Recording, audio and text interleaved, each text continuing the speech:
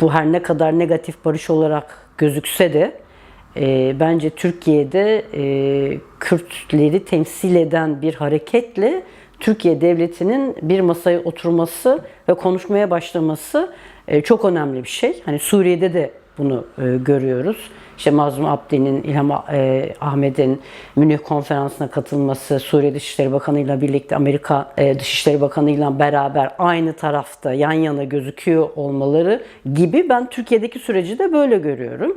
Abdullah Öcalan'la görüşme imkanlarının açılması, Abdullah Öcalan'ın siyasi olarak kendini ifade edebilmesi, gerekli olduğu zamanlarda sadece İmralı heyetiyle değil, meclis komisyonundan da 3 siyasi partiyi temsilcilerle görüşüyor olması, bütün bu adımların ben olumlu olduğunu düşünüyorum. Çünkü günün sonunda bizim süreçten isteğimiz ne? Hareketin tanınması ve bu hareketin taleplerinin en azından bir kısmının gerçekleşmesiydi.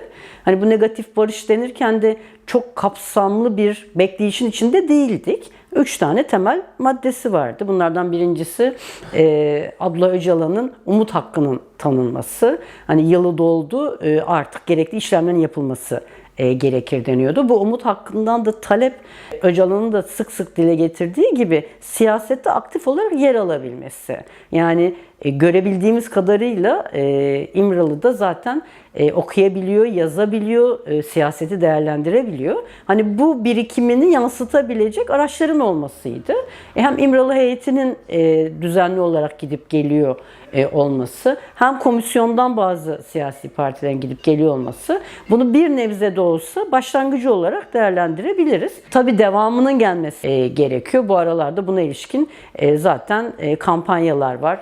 Diyarbakır'da miting de gerçekleşti. İkinci aşama silah bıraktığını ilan eden PKK'nın artık üyelerinin Türkiye'ye giriş imkanı, Türkiye'ye girip burada demokratik siyaset yapma imkanını sağlamalarıydı.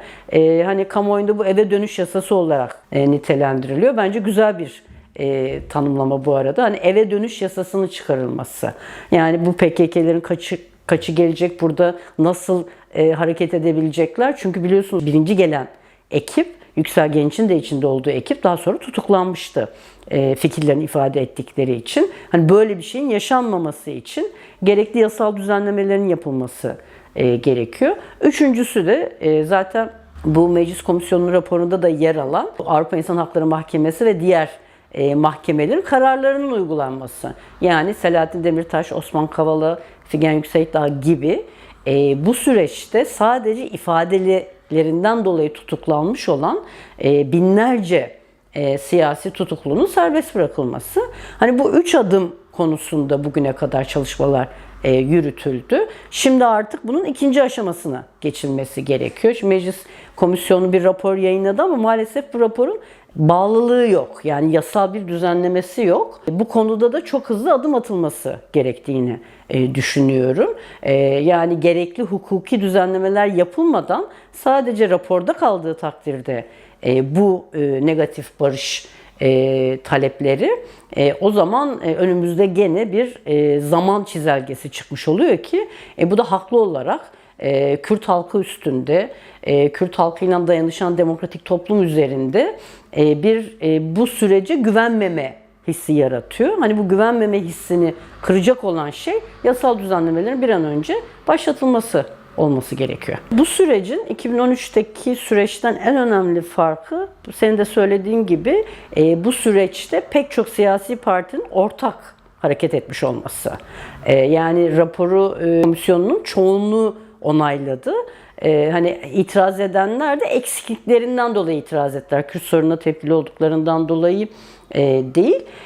Bu yüzden bir kere artık mecliste var olan siyasi partilerin bu konuda bir araya getirilmiş olmaları. Bunu artı olarak görmek gerekiyor. Yani bu çok da basit bir süreç değildi. Biliyorsun CHP üzerine çok ciddi baskılar vardı. Hem komisyondan çıkması için hem raporu onaylamaması için. Hatta bu baskılar altında kaldığı için İmralı'ya da giden heyetin içinde yer almadılar. Ama raporun altında imza atmış olmaları, hani bunu bir başlangıç olarak görmek gerekiyor. Türkiye'de maalesef her şey yavaş ilerliyor. Barış konusunda Kürt meselesi söz konusu olduğunda her şey hepimizin beklediğinden çok daha fazla yavaş ilerliyor. Hani bunu hızlandırmak gerekiyor. Hani bütün bunlar zaten bilinen şeylerdi. Şimdi mecliste bunun hızlı bir şekilde onaylanması ve daha sonra da hukuki adımların atılması gerekiyor. Bu konuda bence biraz hızlanmak gerekiyor.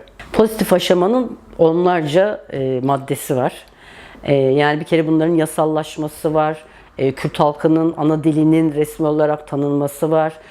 Ana dilde eğitim var. Geçmişe ilişkin bazı önemli suçların yasal prosedüre alınması var. Pek çok adım var. Ama bu adımların belki de en önemlisi kayyumların sona ermesi, yeni kayyumların atanmaması, yerel yönetimlere özellik verilmesi gerekiyor. Belki bunu ilk madde olarak görebiliriz. Bu sürecin başlamasının en önemli sebebi Türkiye'nin Orta Doğu'daki gelişmeleri görmüş olması diye düşünüyorum ben. Yani Gazze soykırımı sonrasında İsrail'in güçlenmesinin İsrail'in Orta Doğu'yu Amerika Birleşik Devletleri ile birlikte daha fazla bölgeyi işgal edeceğini bence tahmin ettiler ya da saldıracağını tahmin ettiler. Zaten Hizbullah zayıflatılmıştı. İran'a yönelik saldırılar vardı. Suriye'de Esad düştü İran'ın zayıflamasının paralelinde. Yani hem Suriye'deki hem İran'daki yeni gelişmeler çerçevesinde Kürtlerin kendilerine özellik, federal yönetim gibi ademi merkeziyetçi yönetimler belirleyebileceklerini düşündükleri için hani bu Kürtlerin hamisi olmak, Kürtleri bir araya getiren olmak gibi bir çabayla bu barış sürecini başlattılar. Abdullah Öcalan da bu barış sürecinin önemli bir parçası olabilirdi. Çünkü hem Suriye'deki hem İran'daki Kürtler üzerinde etkisi olduğunu düşünüyorlardı. Suriye'de zaten bu çok net bir şekilde görüldü.